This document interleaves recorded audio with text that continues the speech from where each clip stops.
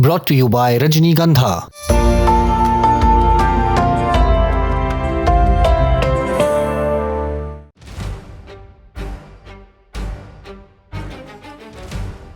दुनिया की नजरें मिडिल ईस्ट के युद्ध के मैदान पर हैं, लेकिन असली खेल समुद्र की गहराई और बंद कमरों में खेला जा रहा है। जहां खाड़ी के बड़े बड़े देशों की तिजोरियां खाली हो रही हैं, वहीं ईरान एक ऐसी शैडो इकोनॉमी चला रहा है जो पाबंदियों और जंग के बीच भी उसे अरबों डॉलर कमा कर दे रही है। कैसे, बताते हैं। मिडिल ईस्ट के कुछ देश ऐसे हैं जिन्हें लोग सालों से ऐसे देखते थे कि ये हमेशा सस्ता और भरोसेमंद तेल देते रहेंगे, लेकिन खाड़ी में चल रही ईरान जंग ने उनकी ये इमेज तोड़ दी है। स्ट्रेट ऑफ हॉर्मुज लगभग बंद हो चुका है, जिसकी वजह से दुनिया का करीब 15% तेल अपने खरीदारों तक नहीं पहुंच पा रहा। बाकी खाड़ी देश कम प्रोडक्शन कर रहे हैं और उनकी कमाई भी गिर गई है। लेकिन इस बीच ईरान के तेल टैंकर सिर्फ चल ही नहीं बल्कि दौड़ रहे हैं।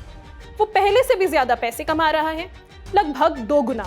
यानी जंग के मैदान पर चाहे उसे नुकसान ही क्यों ना हो, लेकिन एनर्जी वॉर में वो जीत रहा है। अब एग्जैक्ट कितना तेल ईरान बेच रहा है ये पता लगाना मुश्किल है, क्योंकि वो बहुत चालाकी से काम करता है। सैटेलाइट ट्रैकिंग कम हो गई है, सिग्नल्स जैम हो रहे हैं और पूरी खाड़ी एक तरह से धुंधला सी गई है। ब्रिटिश मीडिया इकोनॉमिस्ट ने फिर भी एक अनुमान दिया है।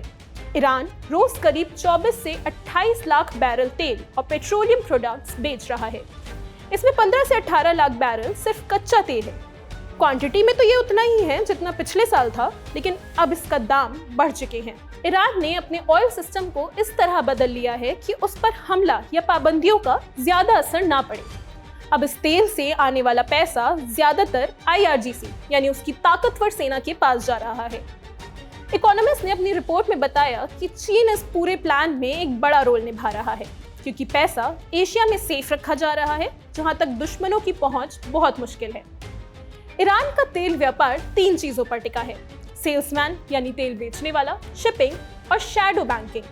बेचने वाली तो सरकारी कंपनी NIOC है, लेकिन असल में अलग अलग सरकारी ग्रुप्स और इंस्टीट्यूशंस को तेल दे दिया जाता है ताकि वो खुद बेचकर कैश ला सके।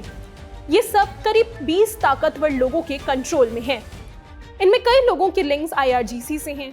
IRGC खुद भी ऑयल फील्ड्स चलाती है और एक्सपोर्ट बढ़ाने में उसका बड़ा हाथ है। कुछ बड़े नेताओं के बेटे और रिश्तेदार भी इस बिजनेस में शामिल हैं। ये नेटवर्क इतना फैला हुआ है कि इसे बाहर से तोड़ पाना बहुत मुश्किल है। अब शिपिंग की बात करें तो IRGC ने इस पर भी मजबूत पकड़ बना ली है। हॉर्मुज पर उसका कंट्रोल है, खाड़ी में ट्रांसपोर्ट और कम्युनिकेशन भी वही देखता है। कई प्राइवेट दिखने वाली कंपनीज असल में IRGC से जुड़ी हैं और वही ऑयल ट्रांसपोर्ट मैनेज करती हैं। रिपोर्ट के मुताबिक ईरान अपने टैंकरों को बेचने के लिए बहुत सावधानी रखता है, क्योंकि एक जहाज का कार्गो ही 150 से 200 मिलियन डॉलर का हो सकता है। खार्ग आइलैंड से ज्यादातर तेल जाता है। वहां जहाजों को इमरजेंसी में तुरंत भागने के लिए तैयार रखा जाता है, ताकि अगर हमला हो जाए तो जहाज तुरंत निकल सके। अगर खार्ग पर ज्यादा खतरा हो तो ईरान के पास दूसरे पोर्ट्स भी हैं, जैसे जास, खलवान और सिरी, जहां तेल जमा किया जा रहा है। जरूरत पड़ने पर ये पोर्ट्स मिलकर खार्ग का कुछ हिस्सा संभाल सकते हैं। हर टैंकर को निकालने से पहले IRGC को कुछ जानकारियां देनी पड़ती हैं, जैसे कार्गो क्या है, क्रू कौन है, कहां जा रहा है, वगैरह वगैरह। फिर उसे एक पास कोड मिलता है। स्ट्रेट में पहुंचने पर उसे वो कोड बताना होता है, तब IRGC उसे एस्कॉर्ट करके निकलने देता है। कई बार उनसे टोल भी लिया जाता है। ईरान के टैंकर्स अपनी पहचान छुपाने के लिए कुछ ट्रिक्स भी इस्तेमाल करते हैं, जैसे दूसरे जहाजों की पहचान यूज करना, फेक डॉक्यूमेंट्स बनाना, लोकेशन छुपाना। अक्सर वो मलेशिया या सिंगापुर के पास समुद्र में ही तेल दूसरे जहाजों में ट्रांसफर कर देते हैं, ताकि असली सोर्स छुप जाए। अब ये तेल आखिर जाता कहाँ है? ज्यादातर चीन के पास शांडोंग इलाके में छोटी छोटी रिफाइनरीज हैं, जिन्हें टी पॉट रिफाइनरीज कहा जाता है। वही ईरान का 80% से ज्यादा तेल खरीदते हैं। इकोनॉमिस्ट ने बताया कि पहले ये रिफाइनरीज ईरान से सस्ता तेल खरीदती थी, लेकिन अब गल्फ सप्लाई कम होने की वजह से ईरान का तेल भी महंगा हो गया है। इससे चीन की रिफाइनरीज पर दबाव भी बढ़ रहा है, क्योंकि वो बढ़ी हुई कीमत का पूरा बोझ लोगों पर नहीं डाल सकते। फिर भी कुछ बड़ी चीनी कंपनियां अब खुलेआम ईरानी तेल खरीदने का विचार कर रही हैं। अब सबसे इंटरेस्टिंग पार्ट, पेमेंट्स। ईरान का पैसा नॉर्मल बैंकिंग सिस्टम से नहीं जाता, खरीदार छोटे चीनी बैंक या हांगकांग में स्पेशल अकाउंट्स में पैसे डालते हैं जो फेक कंपनीज के नाम पर होते हैं। फिर ये पैसे कई लेयर्स में घूमकर ईरान तक पहुंचते हैं या दुनिया भर में अलग अलग जगहों पर भी इन्हें भेजा जाता है। इस पैसे का कुछ हिस्सा चीन में ही रह जाता है ताकि ईरान वहां से सामान खरीद सके और बाकी पैसा भारत, तुर्की और कजाकिस्तान जैसे देशों में भी भेजा जाता है। ये पूरा सिस्टम IRGC और ईरान के रक्षा मंत्रालय से जुड़े लोग चलाते हैं। इसमें इतनी लेयर्स हैं कि पैसा ट्रेस करना बहुत मुश्किल हो जाता है, लेकिन इसी वजह से यह सिस्टम चलता भी रहता है। हाल ही में UAE ने अमेरिका को ईरान से जुड़े खातों की जानकारी दी, जिससे ईरान को अपना रास्ता बदलना पड़ा।